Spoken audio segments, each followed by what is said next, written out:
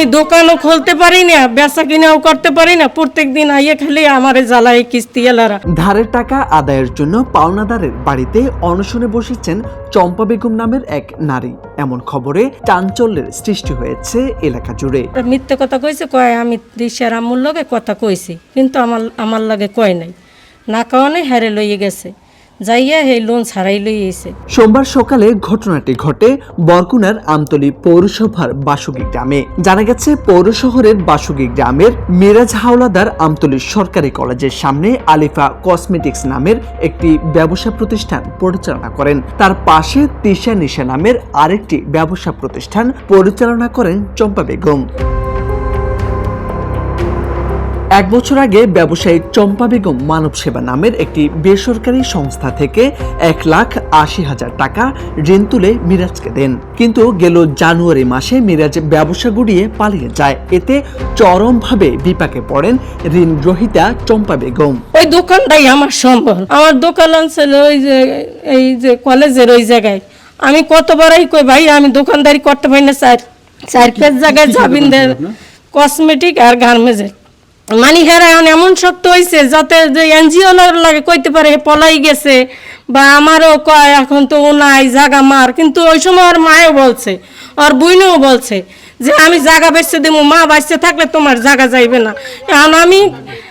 এখন আমি দোকানও খুলতে পারি না, বেচা কিনাও করতে পারি না, প্রত্যেকদিন আইয়ে খালি আমারে জ্বালায় কিস্তি এলারা। তো মিরাজ আপনার 6 মাসের উপরে হয়েছে, মানে এখান থেকে পালাই চলে গেছে। ওনার কাছে অনেক লোকজন অনেক টাকা পয়সা পাবে। তো আমি এই জায়গায় দোকানে থাকি, তো অনেক লোকজন এসে ওনারে খোঁজে, বিভিন্ন ব্যাংকের লোকজন এসে খোঁজে। মিরাজের পালিয়ে যাওয়ার পর থেকে ওই ঋণ চম্পা পরিশোধ করে আসছে। এদিকে মিরাজকে টাকার জন্য বারবার বললেও তিনি টাকা দিতে অস্বীকার করেন।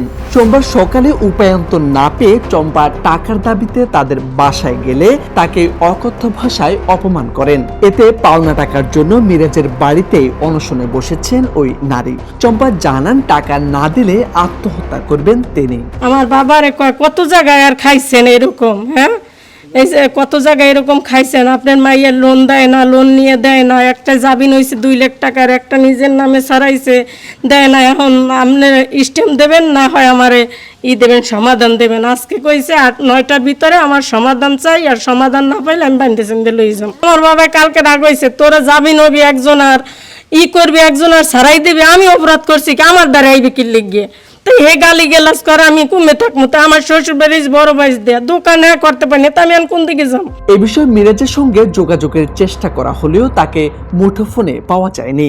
তবে তার মা জানান, তিনি টাকার বিষয়ে কিছু জানেন না, ছেলে টাকা নিয়ে পালিয়ে গেছে। আমতলিতে দোকান দিতে, তার পাশাপাশি দোকান, ওই মহিলাটা টাকা আনছে, আমি জানি না, আমার আম্মু বাড়িতে থাকি না, আমি থাকতাম জামাই বেরি, কিন্তু এখানে টাকা পয়সা খাইয়ে হে পলাইয়ে গেছে গিয়ে বউটো লইয়া। তারপরে এখন হে মহিলা আই আমার জ্বালা দেয়, আমি দোকানে কিছু মালালে হে মহিলার দিয়ে দিছি, কিন্তু টাকা দিয়েছে সে সময় আমার মাইয়া ফ্লাই জিগাই নাই, আর হে মহিলা আমার বাসায় আইছে, আমার ডোকাই নাই। এখন হেরা টাকার পাই না আমার জ্বালায়, বুঝলেন এই বিষয়। এখন হে কইতে আছে আমি এই জায়গায় মরমু, হে আমার ঘর উঠতে আটকাই থুইছে, মাইয়ে ফোলায় 2টা নাতি আছে, ভাতও খাইতে পারে না কেউ, আমি আসলে পানও খাইতে পারি না, আমি ঘরেই উঠতে পারি না, দোনো রুম আটকাইয়া ঘরে বসে রয়েছে। এখন আমি বাইরে বাইরে ঘুরি আর কমবে যাবো আমি। শুধু চম্পা নয়, তার মতো অনেকের কাছ থেকে ধার ও প্রতারণা করে টাকা নিয়ে পালিয়ে যান মিরাজ। অভিযুক্ত মিরাজকে খুঁজে দ্রুত এর সমাধান করার দাবি জানান এলাকাবাসী। মোর্শেদ আলম, সময়ের আলো।